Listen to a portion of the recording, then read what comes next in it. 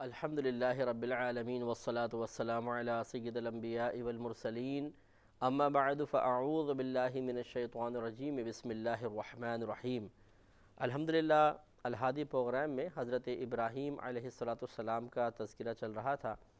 اور اللہ تبارک و تعالی نے آپ سے متعلقہ مختلف موضوعات پر آیات نازل فرمائیں۔ ہم ان تمام آیات کا احاطہ کرنے کی کوشش کر رہے ہیں اور آپ سے متعلقہ تقریباً ہر موضوع پر کلام ہو رہا ہے۔ اس وقت جن آیات کا ہم نے انتخاب کیا یہ سورہ ہود کی آیات ہیں اور ان میں حضرت ابراہیم علیہ السلام کا اس انداز سے تذکرہ ہے کہ آپ کے پاس کچھ فرشتے انسانی شکل میں آئے اور ان کے آنے کے دو مقاصد تھے۔ ایک مقصد تھا قوم لوط پر اللہ تعالیٰ کے حکم سے عذاب نازل فرمانا، اور دوسرا بڑا مقصد جو ابراہیم علیہ السلام کے پاس پرٹیکولر ان کا ابراہیم علیہ السلام کے پاس آنے کا تھا، وہ آپ کو ایک بیٹے کی بشارت دینا تھا۔ تو ہم نے اس پہ کلام کرتے ہوئے بتایا کہ فرشتوں کا انسانی شکل میں آ جانا یہ اللہ تبارک و تعالیٰ کے لیے کوئی مشکل نہیں ہے، ایک نوری مخلوق کو بشری شکل میں دنیا میں بھیج دے۔ دوسرا یہ کہ وہ حضرت ابراہیم علیہ السلام کے پاس آئے اور بیٹے کی بشارت دی۔ بیٹا عموماً جو ہوتا ہے وہ ایک عمر کے خاص حصے تک ہوتا ہے اور پھر انسان اپنی اولاد کی پیدائش سے مایوس ہو جاتا ہے۔ ابراہیم علیہ السلام کے بیٹے حضرت اسماعیل علیہ السلام پیدا ہو چکے تھے اور وہ بی بی ہاجرہ رضی اللہ تعالی عنہا سے تھے، لیکن آپ کی دوسری جو زوجہ تھیں بی بی سارہ رضی اللہ تعالی عنہا، وہ ابھی تک ان کی کوئی اولاد پیدا نہیں ہوئی تھی اور آپ کی عمر تقریباً 99 سال تھی۔ ابراہیم علیہ السلام تقریباً 100 سال کے تھے۔ عمر میں اور بھی روایات ہیں جس میں کئی دفعہ وضاحت کر چکا ہوں، تو بہرحال خلاصہ یہ ہے کہ یہ دونوں بہت ہی بوڑھے تھے اور عموماً وہ ایسا عمر کا اسٹیج تھا کہ جس میں جا کر اولاد سے لوگ مایوس ہو جاتے ہیں۔ یہی وجہ ہے کہ جب فرشتوں نے بشارت دی کہ یہ آپ کے ہاں بیٹا پیدا ہوگا تو آپ کی زوجہ نے بڑی حیرانی اور تعجب کا اظہار کیا۔ وضاحت ہم کر چکے ہیں کہ یہ تعجب اصل میں اللہ تبارک و تعالیٰ کی قدرت پر کوئی اعتراض کی وجہ سے نہیں تھا، کہ یہ قدرت پر شک کی وجہ سے نہیں تھا کہ یہ کیسے ہو سکتا ہے کہ اللہ تعالیٰ اس عمر میں عطا فرما دے، نہیں، بلکہ ان کو ایک تعجب خیز خوشی بھی تھی اور ایک حیرانگی تھی اور ایک ایسی حقیقت کو وہ تسلیم کرنے کے لیے اپنے آپ کو آہستہ آہستہ تیار کر رہی تھیں، جس حقیقت کو فوری طور پہ تسلیم کرنا بہت ہی مشکل سا لگ رہا تھا۔ لہٰذا آپ یقین غالباً حاصل کرنا چاہتی تھیں، کامل یقین، تو اس لیے دوبارہ پوچھا کہ یہ کیسے ہو سکتا ہے کہ میرے ہاں بچہ پیدا ہو، میں بھی بوڑھی، میرے شوہر بھی بوڑھے ہیں۔ انہوں نے کہا کہ آپ فکر نہ کریں، اللہ کا حکم ہو کر رہے گا۔ تو پھر دل کو یقین حاصل ہو گیا اور اس سے کہ اطمینان قلب حاصل ہوتا ہے۔ دوسرا یہ کہ جب ابراہیم علیہ السلام ذرا نارمل ہوئے، پہلے تو تھوڑا سا خوف سا محسوس کیا تھا، تو آپ نے اللہ تعالیٰ نے فرمایا کہ یجادلنا فی قوم لوط، کہ وہ ہم سے جھگڑنے لگا قوم لوط کے بارے میں۔ اس میں ہم نے پچھلے پروگرام میں عرض کیا تھا کہ ہم نے اس کی وضاحت یوں کی ہے کہ ابراہیم علیہ السلام نے قوم لوط سے عذاب دور ہونے کے لیے دعا کرنا چاہی تھی، ابھی دعا نہیں کی تھی، ابھی درخواست حقیقتاً بس گفتگو چل رہی ہے، باقاعدہ کوئی دعا نہیں کی کہ اللہ تعالیٰ اس قوم سے عذاب کو دور کر دے۔ اور یہ تعویل کرنے کی ضرورت اس لیے پیش آئی کہ انبیاء علیہ السلام کی زبان پہ جب کوئی دعا جاری کروا دی جاتی ہے یعنی اللہ کی عطا سے، تو وہ ٹلتی نہیں ہے، کیونکہ سارے انبیاء علیہ السلام مستجاب الدعوات ہوتے ہیں۔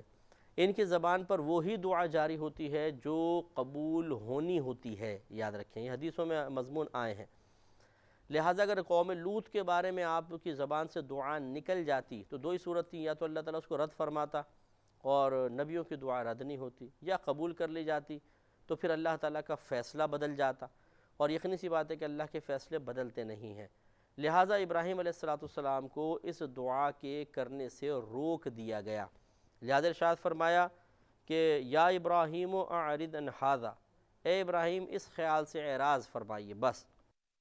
انہ قد جاء امر ربک، بے شک آپ کے رب کا حکم تو آ چکا ہے، وانہم آتیہم عذاب غیر مردود، بے شک ان کے پاس وہ عذاب آنے والا ہے کہ جو کبھی لوٹایا نہیں جائے گا۔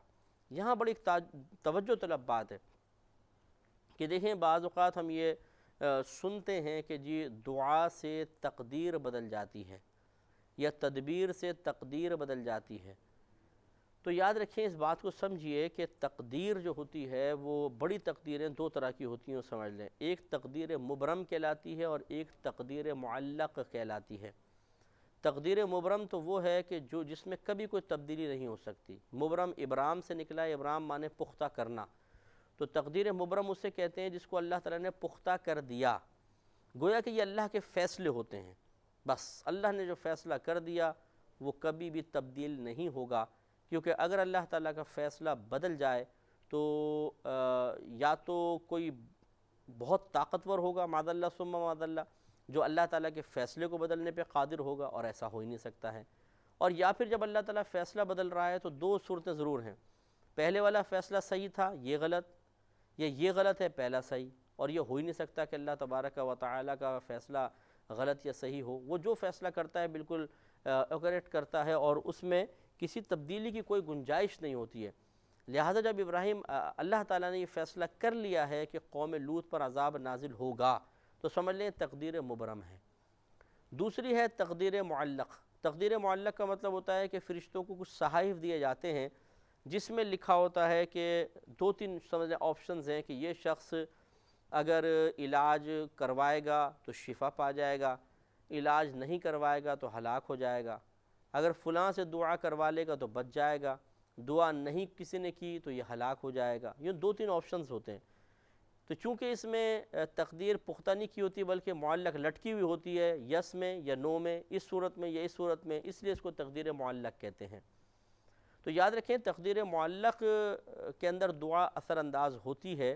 مثال کے طور پر ایک شخص ہے کہ اللہ تعالیٰ نے اس میں لکھے فرشتوں کو دے دیا ہے کہ اگر یہ علاج کرے گا تو بچ جائے گا، علاج نہیں کرے گا تو نہیں بچے گا۔ اب کسی نے دعا کی اللہ تعالیٰ اس کو علاج کی توفیق عطا فرما، اور اس نے علاج کر لیا، ٹھیک ہے، اس کو شفا مل جائے گی۔ تو اب یہ دیکھیں جب اس نے علاج کروا لیا تو دو آپشنز لکھے تھے، یہ علاج کروائے گا تو بچ جائے گا، نہیں کروائے گا تو نہیں بچے گا، اس کو موت آئے گی۔ تو اب موت نہیں آئی، یہ چیز تبدیل ہو گئی۔ وجہ کیا ہے کہ علاج کروا لیا، تو گویا کہ اس میں ایک چیز جو ہے کہ بھئی یہ علاج نہیں کروائے گا اور مر جائے گا، یا علاج کروائے گا اور بچ جائے گا۔ تو جب اس نے علاج کروایا بچ گیا تو جو دوسری صورت تھی وہ ختم ہو گئی کہ علاج نہیں کروائے گا اور مر جائے گا، تو اس وجہ سے اس کو معلق کہتے ہیں، یا یہ، اور یہ دعا سے بدل سکتی ہے۔ جیسے دعا کسی نے کر دی کہ اللہ تعالیٰ اس کو علاج کرنے کی توفیق عطا فرما، اور اس نے علاج کروا لیا تو بچ گیا، تو ایک کے حق میں دعا قبول ہوئی اور دوسری والی پھر ختم کر دی گئی۔ لیکن یاد رکھیں کہ اس دعا کا قبول ہونا تقدیر مبرم کے تابع ہوگا۔ اللہ تعالیٰ کا فیصلہ ان دونوں میں سے کسی ایک کے بارے میں ہے، یعنی جو تقدیر مبرم جس کو ہم کہتے ہیں، گویا کیوں سمجھ لیں کہ اللہ تعالیٰ نے پہلے فیصلہ کر لیا مثال کے طور پہ کہ اس ٹائم میں علاج بھی کروائے گا اور بچ بھی جائے گا، لیکن اللہ کا ایک ضابطہ ہے، قانون، اور اس پر ہم کوئی اعتراض نہیں کر سکتے کہ وہ فرشتوں کو صفحے میں لکھ کر یوں دے دے گا، علاج کروائے گا تو بچ جائے گا، نہیں کروائے گا تو مر جائے گا۔ اب آپ غور کریں کہ یہ شخص کون سی چیز اختیار کرے گا؟ ضرور یہ والی چیز اختیار کرے گا کہ جو اللہ تعالیٰ نے اس کے لیے فیصلہ کر کے رکھا ہوا ہے۔ خلاصہ کلام پھر یہی ہوا کہ تقدیر معلق جو اللہ تعالیٰ فرشتوں کو لکھ کر دیتا ہے، دعا اس میں اثر انداز ہو سکتی ہے، تدبیر اس پر اثر انداز ہو سکتی ہے، لیکن اللہ تعالیٰ کے فیصلے کو، یعنی تقدیر مبرم کو نہیں بدل سکتی ہے۔ اس لیے یاد رکھیں کہ اگر نبی بھی تقدیر مبرم کے خلاف دعا کرنے لگے تو اللہ تبارک و تعالیٰ اس کو دعا سے روک دیتا ہے، کیونکہ وہ اللہ کا فیصلہ ہے۔ تو خلاصہ کلام یہ ہوا کہ جو کہا جاتا ہے کہ دعا تقدیر کو بدل دیتی ہے، تدبیر تقدیر کو بدل دیتی ہے، وہ تقدیر معلق کے بارے میں ہے۔ تقدیر مبرم دعا سے نہیں بدلتی ہے، نہ کسی کی تدبیر سے بدلے گی، اس لیے کہ وہ اللہ کا فیصلہ ہے، اٹل فیصلہ، اور اللہ کا اٹل فیصلہ نہ دعا سے بدلتا ہے نہ کسی کی تدبیر سے بدلتا ہے۔ لہٰذا اب یہی ہوا کہ ابراہیم علیہ السلام نے ایک تقدیر مبرم کے بارے میں دعا کرنا چاہی، اس کے خلاف اللہ کا فیصلہ تھا عذاب ہوگا، آپ نے درخواست کرنا چاہی کہ عذاب نہ ہو، تقدیر مبرم کے خلاف تھا، تو اللہ تعالیٰ نے آپ کو دعا کرنے سے ہی روک دیا۔ اس سے معلوم ہوا کہ یاد رکھیں کہ کوئی دعا اللہ تعالیٰ کے فیصلے کو نہیں بدل سکتی ہے۔ یہ جو کہا جاتا ہے کہ جی تدبیر تقدیر بدل دیتی ہے یا دعا سے تقدیریں بدل جاتی ہیں، یہ صرف اور صرف تقدیر معلق کے بارے میں ہو سکتا ہے، تقدیر مبرم نہیں بدلے گی، اللہ کا فیصلہ نہیں بدلے گا، کیونکہ اگر فیصلہ بدلتا تو وہی خرابی لازماتی جو ہم نے آپ کو بتائی کہ یا تو پہلا فیصلہ درست ہے یا دوسرا درست ہے، پہلا غلط یا دوسرا غلط، کیونکہ ایک دوسرے کے مخالف ہوگا، یہ ہوگا یا نہیں ہوگا۔ تو اس لیے اللہ تعالیٰ جب کوئی فیصلہ فرماتا ہے تو بڑی حکمت کے ساتھ اور اس کے علمی وسعت کے ساتھ ہوتا ہے، اس میں تبدیلی کی کوئی گنجائش ہوتی ہی نہیں ہے کہ اس کو بدلنا پڑے۔ تو لہٰذا جو یہ مقولے مشہور ہیں کہ دعا تدبیر یا تقدیر دعا تقدیر یا تدبیر تقدیر کو بدل دیتی ہے، اس کا صحیح مفہوم ذہن میں رکھا جائے تاکہ ہم غلط فہمی کے شکار نہ ہوں، اور ایسا نہ ہو کہ ہم اللہ تعالیٰ کی تقدیر کے جو تقدیر مبرم ہے اس کے خلاف ہی دعائیں کرنے لگ جائیں، تو یہ قطعاً غیر مناسب ہے۔ تو اس آیت کریمہ سے یہ معلوم ہو گیا کہ اللہ تبارک و تعالیٰ جب کسی قوم پر عذاب نازل کرنے کا ارادہ فرما لے، بلکہ اور اس میں وسعت دے دی جائے کہ جب اللہ تعالیٰ کسی بھی چیز کا فیصلہ فرما دیتا ہے تو اس فیصلے کے خلاف دعا قبول نہیں ہو سکتی ہے۔ اس لیے علماء نے ارشاد فرمایا کہ دعا بڑے محتاط انداز سے کی جائے، اور بہتر یہ ہوتا ہے کہ ہم یوں کہیں کہ اللہ تعالیٰ جو ہمارے حق میں بہتر ہے وہ ہمیں عطا فرما دے، بس اس طرح ہم دعائیں کریں، یہ بہت اچھا ہے۔ بعض اوقات ہم جیسے شادی بیاہ والے لوگ ہوتے ہیں، کسی سے شادی کرنی ہے، لڑکے نے لڑکی سے، لڑکی نے لڑکے سے کرنی ہے، تو وہ دعائیں کرتے ہیں یا کرواتے ہیں کہ دعا کریں میری فلاں شخص سے شادی ہو جائے۔ اس طرح پرٹیکولر ایک شخص کے بارے میں دعا کرنے میں بڑا خطرہ یہ ہوتا ہے کہ ہو سکتا ہے کہ اللہ تبارک و تعالیٰ کا فیصلہ کسی اور سے شادی کا ہو، کہ اس لڑکی کی شادی اس سے نہیں ہوگی، اس سے ہوگی، یا لڑکے کی شادی اس لڑکی سے نہیں ہوگی، کسی اور لڑکی سے ہوگی، کیونکہ شادی بیاہ کے معاملات سب اللہ تبارک و تعالیٰ کے ارادے سے اور فیصلے سے ہوتے ہیں، اس میں ہمارا کوئی عمل دخل ہوتا نہیں ہے۔ ہم کوشش کرتے ہیں، بظاہر ہمیں لگتا ہے کہ ہماری کوشش کے نتیجے سے ایسا ہو گیا، لیکن حقیقتاً وہ کوشش اللہ تعالیٰ کے فیصلے کے تابع ہوتی ہے۔ اگر اللہ تعالیٰ کا فیصلہ کسی اور سے نکاح کا ہوتا تو یہاں شادی ہو ہی نہیں سکتی تھی۔ یہی وجہ ہے کہ کبھی کبھی آپ دیکھیں گے بالکل بات پکی ہو جاتی ہے، انگوٹھیاں منگنیاں ہو جاتی ہیں، انگوٹھیاں پہنا دی جاتی ہیں، رخصتی یعنی نکاح کے دن قریب آ جاتے ہیں اور اچانک کوئی ایسا معاملہ ہوتا ہے کہ نکاح ٹوٹ جاتا ہے۔ اور کبھی ایسا ہوتا ہے کہ دور دور تک وہم و گمان نہیں ہوتا کہ فلاں کی فلاں سے شادی ہو جائے گی، اور اچانک اسباب بنتے ہیں اور شادی ہو جاتی ہے، اور وہ دونوں رشتے ازدواج میں منسلک ہو جاتے ہیں۔ تو اس لیے اب اگر بالفرض ہم ایک شخص کو بنیاد بنا کے کہہ رہے ہیں کہ اللہ تعالیٰ بس اس سے میری شادی ہو جائے، تو ہو سکتا ہے کہ اللہ تعالیٰ کا فیصلہ یہ ہو کہ شادی اس سے نہیں کسی اور سے ہونی ہے۔ تو اب ہماری یہ دعا اصل میں اللہ کے فیصلے کو بدلنے کے لیے ہوگی، گویا کہ ہم اللہ تعالیٰ سے دعا کر رہے ہیں کہ اللہ تعالیٰ تو میری خاطر اپنے فیصلے کو بدل دے، اور یہ نہیں ہو سکتا ہے۔ تو اس لیے محتاط مسئلہ یہی ہے کہ کسی خاص سے شادی وغیرہ کے لیے دعا نہ کروائی جائے، بلکہ یوں کہیں کہ اللہ تعالیٰ اگر اس شخص سے نکاح میرے حق میں بہتر ہے تو کرم فرما دے اور آسانی فرما دے، بس کرم فرما دے، آسانی فرما دے، یہ نہیں کہ اس سے ہی میری شادی کروا دے، یہ مناسب نہیں ہے۔ حتیٰ کہ دیکھیں بعض علماء نے عمر کی طوالت کے لیے دعا کرنے سے بھی منع فرمایا، یہ دعا نہ کریں کہ اللہ تعالیٰ تجھے لمبی عمر عطا فرمائے، اس لیے کہ ہو سکتا ہے کہ اللہ تعالیٰ کا فیصلہ اس کے لیے چھوٹی عمر کا ہو، اور ہم کہہ رہے ہیں کہ اللہ تعالیٰ اس کو لمبی عمر عطا فرما، تو یہ گویا کہ اللہ کے فیصلے کو بدلنے کی دعا کرنا ہوگا، اور قطعاً غیر مناسب ہے۔ لیکن ساتھ ہی یہ بھی ہے کہ نبی کریم صلی اللہ علیہ وسلم نے صحابہ کرام کی زندگی کے لمبے ہونے کی دعا کی، اللہ تعالیٰ اس کو لمبی عمر عطا فرما۔ اس بعض علماء نے جواب یہی دیا ہے کہ نبی کریم صلی اللہ علیہ وسلم کو معلوم تھا بذریعہ وحی کہ ان کی عمر لمبی ہوگی، تو جس کی عمر لمبی ہونی تھی اسی سرکار نے دعا کی ہے، ورنہ کسی کے لیے نہیں کی، ورنہ تو سرکار ہر صحابی کے لیے لمبی عمر کی دعا کر دیتے تاکہ سب لمبی عمریں پاتے، اور یہ دین کی لمبی عمر کی وجہ سے ان کے اخلاص سے ترقی دینے کے سبب بہت مضبوط ہو جاتا، لیکن ایسا نہیں ہوا۔ صحابہ کرام اپنے طبعی عمر میں فوت ہوتے رہے، مخصوص صحابہ کی بس طویل عمر کی دعا کی گئی ہے، باقی کسی کے لیے نہیں کی۔ اس کا مطلب ہے کہ نبی کریم صلی اللہ علیہ وسلم کو پہلے پتہ تھا کہ کس کی عمر لمبی ہوگی، اس کے لیے دعا فرما دی، باقی کسی کے لیے دعا ایسی نہیں کی گئی ہے۔ خلاصہ کلام یہ ہے کہ بعض نے لمبی عمر کی دعا کو بھی اسی وجہ سے مکروہ لکھا ہے کہ ہو سکتا ہے کہ وہ تقدیر مبرم کے خلاف ہو جائے، اور بعض نے کہا نہیں جائز ہے، کر سکتے ہیں، کیونکہ نبی کریم صلی اللہ علیہ وسلم نے دعا فرمائی ہے۔ تو میرے نزدیک بھی میں حتی الامکان کوشش کرتا ہوں کہ اس قسم کی دعائیں کم سے کم کی جائیں۔ ہاں اجتماعی طور پر جب دعا ہو رہی ہوتی ہے تو لوگوں کے اطمینان قلب کے لیے اس یقین کے ساتھ کہ میں اللہ تبارک و تعالیٰ کے فیصلے کو بدلنے کے لیے دعا نہیں کر رہا ہوں، بلکہ دل میں یہ ارادہ ہونا چاہیے کہ اللہ تعالیٰ اگر میری کوئی دعا تیرے فیصلے کے خلاف ہے تو میں تجھ سے معذرت چاہتا ہوں، اس دعا کو رد فرما دے۔ ویسے تو رد ہو ہی جانی ہے دعا، لیکن ہم ایک دل میں ایک احترام ادب رکھتے ہوئے، ایک ترتیب اور ایک قاعدہ اور ایک ضابطہ رکھتے ہوئے اگر اس طرح دعا کریں تو بہت ہی بہتر ہے۔ چنانچہ جسے کہتے ہیں درازی عمر بالخیر عطا فرما، تو درازی عمر بالخیر عطا فرما یعنی اگر تو نے اس کا فیصلہ کر لیا ہے تو درازی عمر بالخیر عطا فرما۔ یا پھر